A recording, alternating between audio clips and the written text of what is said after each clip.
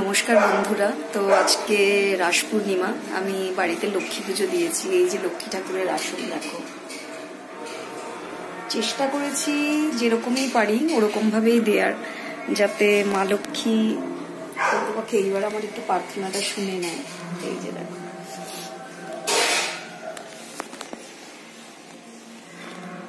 এটা হচ্ছে আমার দ্বিতীয়বার লক্ষ্মী, যাতে নিজের মতন করে আমি একটু পুজো দিতে পারি।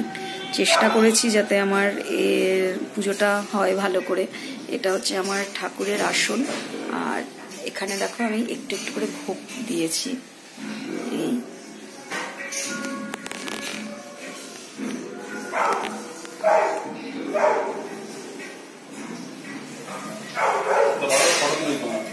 দাঁড়াও,